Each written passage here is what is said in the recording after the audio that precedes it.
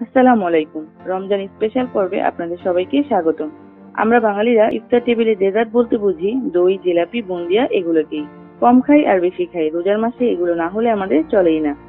রোজার মাসে কম বেশি এগুলো আমরা কিনে খাই, তবে রমজানের সময় আমরা সবাই পছন্দের খাবারগুলো ঘরেই তৈরি করতে চাই।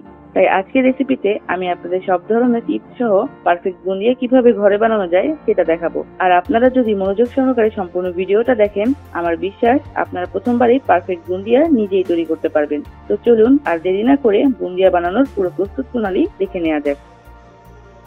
বুন্দিয়া বানাতে আমাদের লাগবে বেসন, তাই প্রথমেই একটা বাটিতে 1 কাপ বেসন নিচ্ছি। আমি আজকে 1 কাপ বেসনের বুন্দিয়া বানিয়ে দেখাবো। আমি বেসনটা আগেই চেলে নিয়েছি, আপনারা বেসনটা চেলে নেবেন। চেলে নিলে বেসনের দলাগুলো ভেঙে যাবে, আর তাতে করে বেসনটা পানির সাথে খুব ভালোভাবে মিশে যাবে, আর ব্যাটারটা খুব মসৃণ ও পারফেক্ট হবে। আমি যে কাপে বেসন নিয়েছি সেই কাপের 3/4 কাপ পানি, মানে সেই কাপের 4 ভাগের 3 ভাগ পানি দিয়ে ব্যাটারটা তৈরি করব। আমি পানিটা একেবারে দেব না, অল্প অল্প করে পানি দিয়ে দিয়ে ব্যাটারটা বানিয়ে নিব।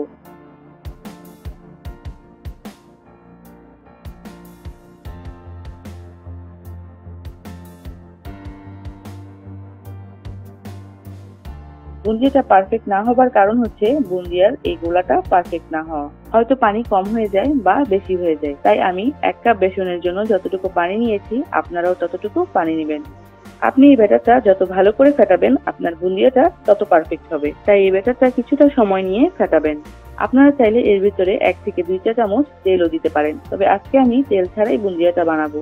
খুব ভালো করে আমি পানির সঙ্গে বেসনটা মিশিয়ে নিয়েছি, আর বেসনটা চেলে নেওয়ার কারণে পানিটা সহজেই বেসনের সাথে মিশে গেছে।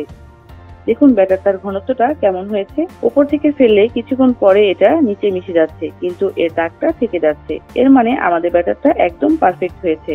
আমার ব্যাটারটা তৈরি হয়ে গেছে। এবার আমি এর থেকে কিছুটা ব্যাটার অন্য একটা পাত্রে নেব, কারণ আমি কিছু বুন্দিয়া লাল কালারে বানাবো। দোকানের মতো বুন্দিয়ার ভিতরে কিছু লাল লাল বুন্দিয়া থাকলে দেখতে ভালো লাগবে। এবার আমি আলাদা পাত্রে নেওয়া ব্যাটারে দিয়ে দিব সামান্য রেড ফুড কালার। এবার আমি কালারটা ভালোভাবে মিশিয়ে নেব।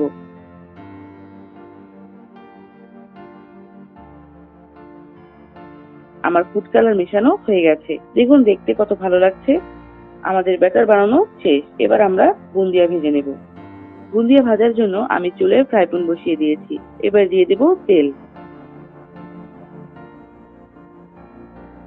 এবার তেলটা গরম হবার অপেক্ষা করব। তেলটা পারফেক্ট গরম হয়েছে কিনা চেক করার জন্য আমি প্যানের মধ্যে আঙ্গুল দিয়ে সামান্য ব্যাটার দিয়ে দিচ্ছি। দেখুন এটা একটু সময় নিয়ে তেলের উপরে ভেসে উঠেছে। এরকম গরম অবস্থায় বুন্দিয়া ভাজলে বুন্দিয়া পারফেক্ট হবে না, তাই তেলটা আরেকটু গরম করে নেবেন।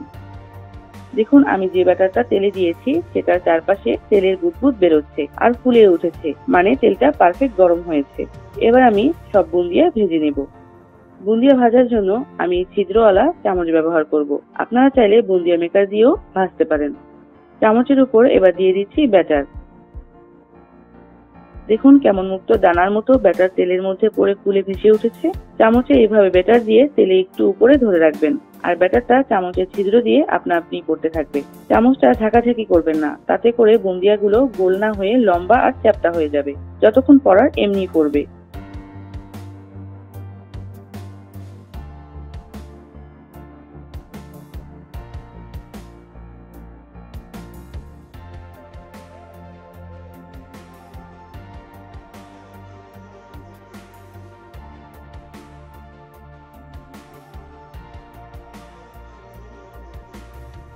এবার সামান্য সময় নিয়ে বুন্দিয়া ভেজে নেবেন। বেশি সময় নিয়ে ভাজার দরকার নেই। তেলটা যেহেতু গরম থাকবে তাই অল্প সময় তেলে রাখলেই হবে। আমার বুন্দিয়াগুলো ভাজা হয়ে গেছে। এবার আমি এমন একটা ঝাঁঝরা চামচ দিয়ে বুন্দিয়াগুলো তেল থেকে তুলে ফেলবো, আর এভাবে করে এই কালারের বুন্দিয়াগুলো ভেজে নেব।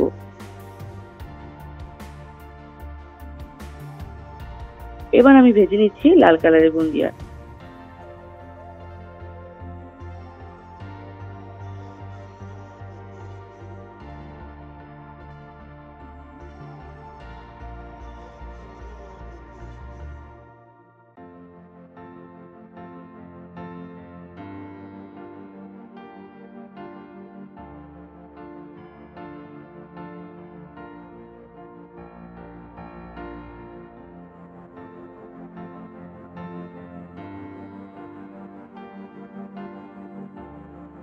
আমার বুন্দিয়া ভাজা হয়ে গেছে। দেখতে পাচ্ছেন কতটা সুন্দর গোল আর ফুলকো হয়েছে বুন্দিয়াগুলো।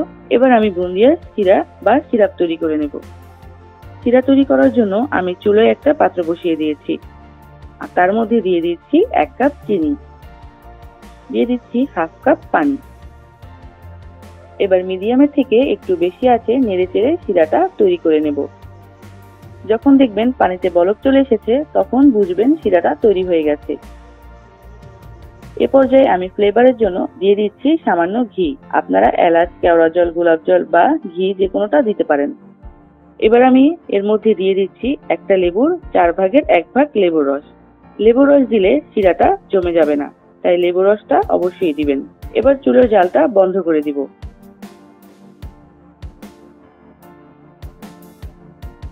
আমার বুন্দিয়া আর শিরা দুটোই তৈরি করা হয়ে গেছে। এবার আমি বুন্দিয়াগুলো শিরার মধ্যে দিয়ে দিব।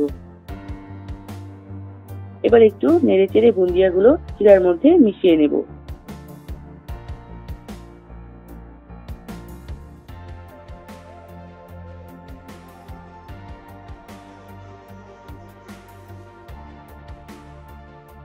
এখন আমি 1 ঘন্টার জন্য বুন্দিয়াগুলো শিরায় ভিজিয়ে রাখবো, যাতে করে বুন্দিয়াগুলো শিরায় পুরো টেনে নেয়। আপনারা আরো দ্রুত করার জন্য একদম নিভু আঁচে চুলায় রেখে দিতে পারেন বুন্দিয়াগুলো।